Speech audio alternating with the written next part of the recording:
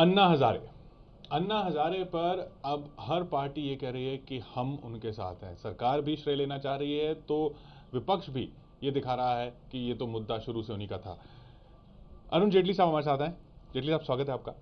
अब नरेंद्र मोदी जी ने भी चिट्ठी लिख दी, धन्यवाद दे दिया अन्ना हजारे को कि उन्होंने तारीफ की उनकी, लेकिन लोग ये बोल रहे हैं कि खुद तो लोक आयुक्त रखा नहीं 7 साल से, आज अन्ना हजारे पे आप भी पिगी बैग राइड कर रहे हैं।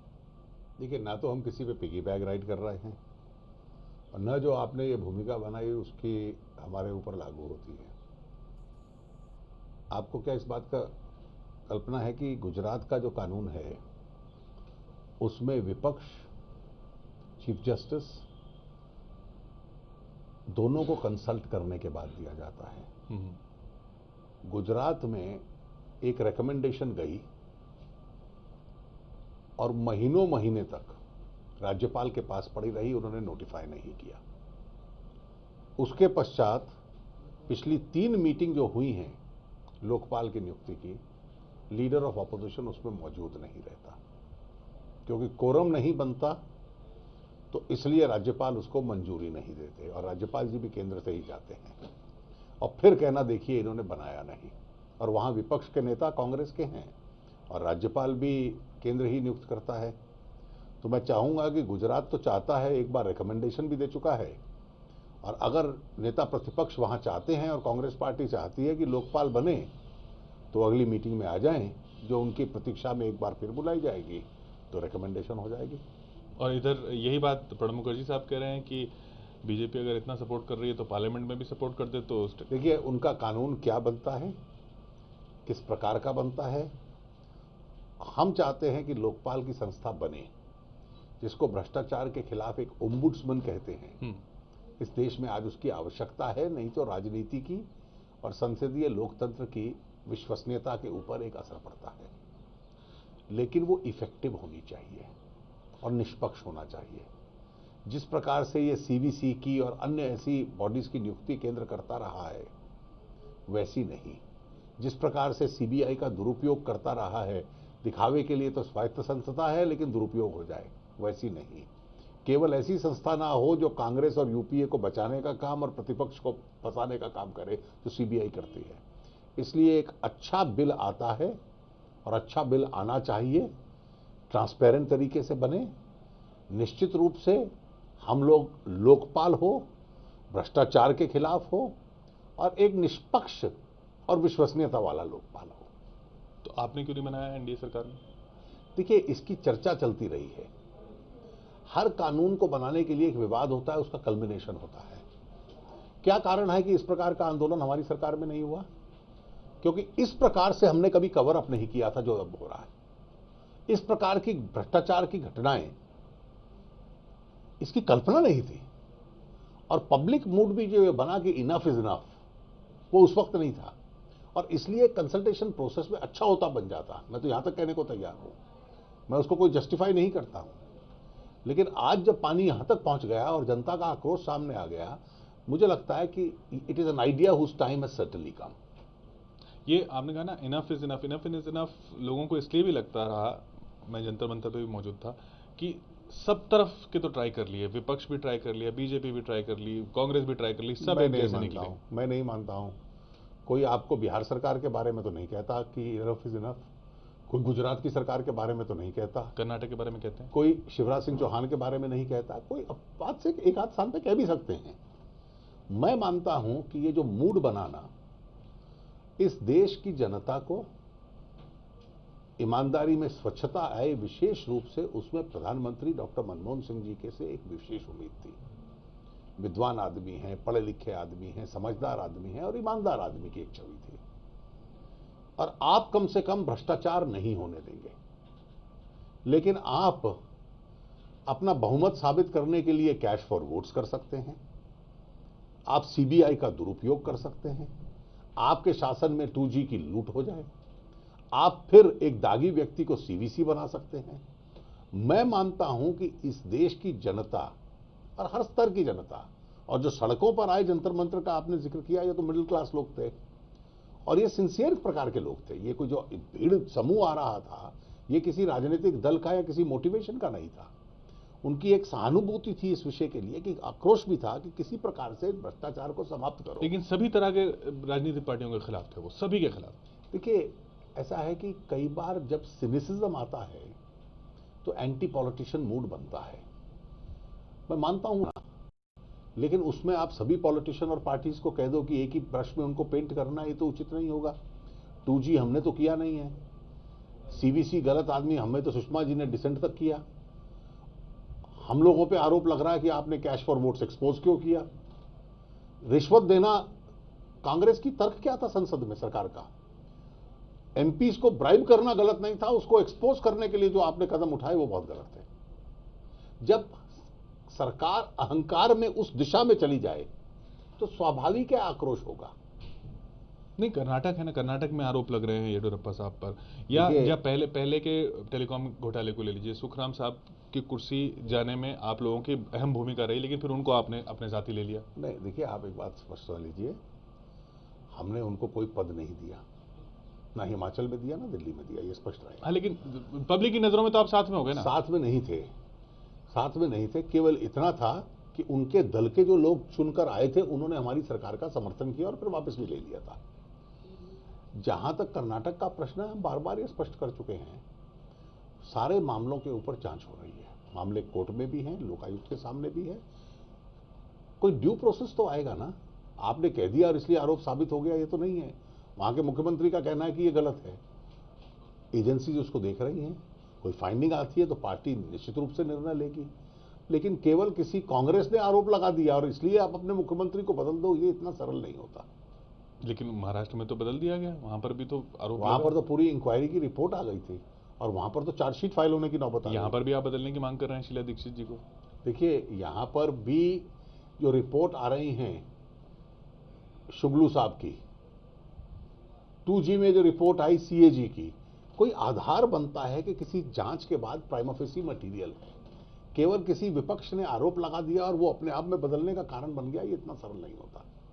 क्योंकि सुषमा जी से भी यही सवाल पूछा तो उन्होंने कहा कि हमारे पार्टी अध्यक्ष जी ने देखा मामले को और वो नहीं समझते अभी कि, देखिए, मैंने आपको तर्क समझा दिया कि अगर कोई मामला जांच में है या किसी एजेंसी के पास है और वो अपनी फाइंडिंग देती है तो पार्टी निश्चित रूप से एक व्यू लेगी। लेकिन अगर मामले के ऊपर केवल आरोप और मेमोरेंडम के अलावा कुछ और तथ्य नहीं है और उस पर 2 व्यूज बने हुए हैं तो फिर बदलना इतना सरल नहीं होता। दुख की स्थिति नहीं है जेटली साहब कि सरकार को घेरने के लिए या भ्रष्टाचार के मुद्दे को उठाने के लिए एक नॉन पॉलिटिकल मंच इतना सक्सेसफुल हो जाए विपक्ष के बजाय? देखिए, ऐसा नहीं है, भ्रष्टाचार के खिलाफ हमने हजारों कार्यक्रम देश में कर दिए हैं। पार्लियामेंट के पिछले 3 सत्र और उसमें एक के बाद एक विषय भ्रष्टाचार को लेकर हम एक्सपोज करने में फोरफ्रंट में रहे हैं। ये दुख की बात नहीं है। जब हम 2008 में 2G कहते थे तो कोई मानने को तैयार नहीं था, 2009 में कोई मानने को तैयार नहीं था, ये तो 2010 में कॉमनवेल्थ गेम्स के बाद लोगों को समझ आने लगा। जिसको आप दुख की बात कहते हैं, मैं उसको खुशी की बात कहता हूं कि कम से कम हमारे 3 साल के अभियान के बाद आम आदमी को ये कॉमनवेल्थ गेम, ये 2G, ये आदर्श, ये CVC, ये कैश फॉर वोट्स, ये सब समझ आने लगे हैं। और अगर आम आदमी इसमें खड़ा होता है, जो जयप्रकाश जी के आंदोलन में खड़ा हो गया था, बोफोर्स के टाइम पे खड़ा हो गया था, तो ये अपने आप में दुख की घड़ी नहीं है, ये अच्छी बात है। आप मानते हैं कि लोकपाल जिस तरह से मांग हो रही है अन्ना हजारे के मन से, ये जन लोकपाल, आप इतने वरिष्ठ वकील हैं, इससे कुछ हो पाएगा? देखिए, मैं मानता हूं कि इस पे निश्चित रूप से 2 विचार हो सकते हैं कि किस प्रकार का कानून बने। अब सरकार की और उन एक्टिविस्ट की बातचीत आपस में होगी और निश्चित रूप से मैं उम्मीद करता हूं कि उसमें से एक कॉमन एग्री ड्राफ्ट निकलना चाहिए। नहीं निकलेगा तो मैं इसको चिंता का विषय मानूंगा। लेकिन अगर एक इंडिपेंडेंट और इफेक्टिव लोकपाल होता है तो उसका डर भी चलता है। अगर उसमें से 5 या 10 आदमी पकड़े जाते हैं तो उसका 1000 और के ऊपर असर पड़ेगा। और मैं मानता हूं कि राजनीतिक दृष्टि से और समाज की चिंता की दृष्टि से, नैतिकता की दृष्टि से, जो राजनीतिक जीवन में, और इसमें कोई मैं एक पार्टी या एक सरकार के बारे में नहीं कह रहा, जिस प्रकार की गिरावट की चिंता लोगों को आई है, ऐसी संस्थाएं इस देश में बनाना अब आवश्यक हो गया है। विश्वास की जहां तक बात है ना कि राजनीतिक पार्टियों में विश्वास जिस तरह से दिखा कि अब उतना नहीं रहा, या जितना होना चाहिए। अभी इलेक्शन चल रहे हैं, आपकी पार्टी का उतना बड़ा स्टेक तो नहीं है इन इलेक्शंस में, लेकिन जैसे अब बंगाल में आप गए तो ममता बनर्जी के बारे में आपने कहा कि एडमिनिस्ट्रेटिव एक्सपीरियंस उनका उतना नहीं है। जब आपके साथ थी तब वो ठीक थी, आपके साथ थी तो वो मंत्री बन सकती थी, अब यूपीए के साथ है तो मंत्री नहीं बन सकती, इसलिए तो यकीन उड़ जाता नहीं है। नहीं, मैंने ये नहीं कहा, वो हमारे साथ थी तब भी ऐसी थी, तो इसलिए आप वो नहीं बदली हैं। मंत्री तो आपने भी बनाया फिर। नहीं नहीं, वो ठीक है, लेकिन उनकी राजनीति उस प्रकार की थी, और मंत्री इसलिए बनाया कि उनका समर्थन था हमें, और समर्थन ना होता तो शायद हमारी सरकार ना होती। तो इसलिए कभी वैक्यूम में तो देश नहीं चल, यहाँ भी तो यही स्थिति तो है। कभी वैक्यूम में देश नहीं चलता। जब आप सिंगल पार्टी मेजोरिटी नहीं देंगे और मतदाता छोटी छोटी पार्टियों को वोट देगा, रीजनल पार्टीज को देगा, जिसमें कोई मैं बुराई नहीं मानता, तो कोलिशन गवर्नमेंट्स होंगी, और इसलिए कोलिशन गवर्नमेंट्स होंगी तो जैसा कहा जाता है उसमें आपको उनका साथ लेना पड़ेगा। लेकिन हमारी सरकार के समय शायद उनका एटीट्यूड डिफरेंट था, मैं तो कई बार पॉजिटिव भी मानता था, लेकिन मैं उस विषय में नहीं जाता। चिंता इस बात की है कि कोलिशन हमने भी चलाई, लेकिन कोलिशन के नाम पर यह कहना कि भ्रष्टाचार होगा ही, इसको रोक नहीं सकते, ये अपने आप में स्वीकृत करने वाला तर्क नहीं है। ये ममता बनर्जी को आप नहीं मानते कि वो मुख्यमंत्री बन सकती हैं या बनना चाहिए उनको? मुझे लगता है कि वेस्ट बंगाल में वहाँ की वामपंथी सरकार के खिलाफ मूड है, और ममता बनर्जी का मुख्यमंत्री बनने की संभावना तो निश्चित रूप से है। लेकिन आप कह रहे हैं कि उनको ऐसा एक्सपीरियंस नहीं है, वो उस देखिए, कुर्सी अगर के... बनती हैं तो निश्चित रूप से अनुभव भी आ जाएगा, लेकिन मैं ये नहीं कहता कि उस कुर्सी का उनको अनुभव नहीं है। लेकिन राजनीति में एक स्थिरता लाने के लिए प्रशासन में एक विशेष प्रकार का राजनीतिक स्वभाव चाहिए होता है। मैं उम्मीद करूंगा कि अगर उनको पद मिलता है तो वो स्वभाव भी उनका हो जाए। और दूसरी तरफ जो उधर दक्षिण में इलेक्शन चल रहे हैं, वहाँ पर डिबेट एक दूसरे लेवल पर पहुँच गई है। केरल के मुख्यमंत्री अमूल बेबी कह रहे हैं राहुल गांधी को। इस तरह की राजनीति को आप क्या कहते हैं? देखिए, मुझे लगता है कि किसी वरिष्ठ राजनीतिक नेता पर आप इस प्रकार की टिप्पणी करेंगे जैसे कि कांग्रेस के महामंत्री ने की, तो फिर ये तैयार रहना चाहिए कि दूसरी तरफ से भी प्रहार होगा। ये तो कोई कानून है नहीं, और ये कोई परंपरा भी नहीं है कि मैं अपने से 2.5 गुना उम्र के व्यक्ति पे कटाक्ष कर सकता हूं और वो उत्तर नहीं दे सकते। आप ये जो बताया जा रहा है कि दिशा जो है अब राजनीति की युवाओं की तरफ जा रही है, उसमें इस तरह का फ्रिक्शन होगा आगे? देखिए, ये कोई तर्क नहीं होता। राजनीति में अच्छे लोग आए, राजनीति में क्षमता वाले लोग आए, मेरिट पे आए, राजनीति में यूथ भी आए, लेकिन राजनीति में मेरिट बेस्ड यूथ आए। केवल सरनेम्स, परिवार और डायनेस्टीज का सहारा लेकर यूथ ना आए। मैं मानता हूं कि अभी तक जो परंपरा बढ़ रही है कि यूथ के नाम पर डायनेस्टीज को परपेचुएट किया जा रहा है, यूथ के नाम पर मेरिट को आगे बढ़ाने का प्रयास किया जाए, ये कुछ कम हो रहा है। चाहे वो आपके अलाइड पार्टीज ही हों। देखिए, कई ये अलग अलग राजनीतिक दलों में है, केंद्र में 1-2 पार्टियों में है, राज्यों में पार्टियों के अंदर है। मैं केवल इतना कहूंगा कि इसमें वामपंथी दल और बीजेपी बाय एंड लार्ज इससे दूर रहे हैं। लेकिन एक परंपरा बनी है कि कुछ राजनीतिक दलों में तो दल का दल ही हेरिटेबल कमोडिटी बन गया है कि दल उस परिवार से बाहर नहीं जाएगा। दल की जो अध्यक्षपन है या उसकी मलकियत है वो एक परिवार के भीतर रहेगी। इसकी कल्पना कभी लोकतंत्र में नहीं थी, और इसकी सीरियसनेस में देखिए कि क्या हमारी डेमोक्रेसी डायनेस्टिक डेमोक्रेसी बन गई है, क्या हम उस दिशा में जा रहे हैं। और यूथ के नाम पर हम इतना बड़ा अत्याचार लोकतंत्र के साथ कर दे कि उसको केवल वंशवाद का डायनेस्टिक डेमोक्रेसी बना दे, मैं तो इस तर्क को कभी मानने को तैयार नहीं हूँ। मोदी साहब फिर लाइमलाइट में आ गए हैं, अन्ना हजारे ने उनकी तारीफ कर दी। इधर यूथ की बात हो रही है तो ये कहा जा रहा है 2014 में आडवाणी जी के चेहरे को लेकर आप लोग शायद ना जाएं। तो फिर अब जनता के मन में ये सवाल है कि बीजेपी ऑल्टरनेटिव अगर बन के आ रहा है भ्रष्टाचार के इतने बड़े मुद्दे पर, तो नरेंद्र मोदी या सुषमा स्वराज या अरुण जेटली, कौन होगा? देखिए, ये निर्णय अब टेलीविजन प्रोग्राम के दौरान तो तय होगा नहीं। हमारी पार्टियां जो वंशवाद पे नहीं चलती, जो वंशवाद पे चलती हैं उनका तो उस परिवार का सदस्य होगा। जो मेरिट पे चलती हैं, और बीजेपी एनडीए उस आधार पर चलती है।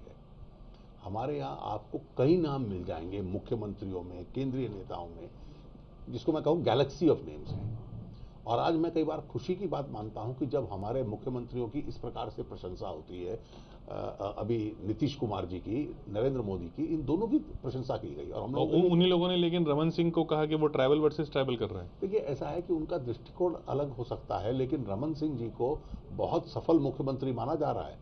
आज वो माओवाद और नक्सलवाद के खिलाफ जो चुनौती थी, हो सकता है कि जो आंदोलन करता है या उनके समर्थक है, हमारा उनसे इस विषय में अलग दृष्टिकोण हो, लेकिन हम मानते हैं कि देश की आंतरिक सुरक्षा को बनाए रखने के लिए वो अच्छे कदम इसमें उठा रहे हैं। तो बड़ा सिलेक्टिव आप ले रहे हैं ना, उनके जो भी वो बोल रहे हैं उनमें नरेंद्र मोदी की जहां तारीफ कर दी वो आपके लिए अच्छा हो गया। मुझे आपके चैनल पे 2 कार्यक्रम अच्छे लगते हैं तो इसका ये मतलब नहीं मैं तीसरा बेकार कार्यक्रम को भी स्वीकार करूंगा।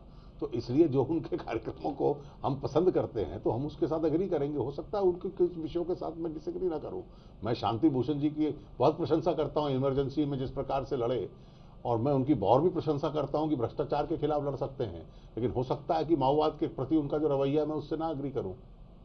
आपने शांति भूषण जी का नाम लिया। प्रशांत भूषण जी से उस दिन बात हुई तो उन्होंने कहा कि क्योंकि आप भी वरिष्ठ अधिवक्ता हैं और राजनीति में हैं, उनका कहना था कि ये वकील जब राजनीति में आ जाते हैं तो जो उनके क्लाइंट रहे हैं और जो उनके क्लाइंट आगे रहने की उम्मीद होती है उनके प्रति उनकी पॉलिसीज पे बड़े सवाल हो जाते हैं। उनका कहना था कपिल सिब्बल को टेलीकॉम मंत्री नहीं बनना चाहिए क्योंकि उनके क्लाइंट रह चुके हैं। देखिए, ये विवाद का विषय है, इसके 2 पक्ष हैं। एक पक्ष ये है कि वकील का एक प्रोफेशन होता है, उस प्रोफेशन को वो निभाता है, उसका इंटरेस्ट केस तक सीमित होता है। केस में कौन जीतेगा, यहाँ कोई क्लाइंट की संपत्ति में तो वकील को कुछ मिलने वाला नहीं कि 5 साल बाद भी उसके साथ कोई सहानुभूति रखेगा। लेकिन बिजनेस मिलेगा ना, ऐसा आवश्यकता नहीं है।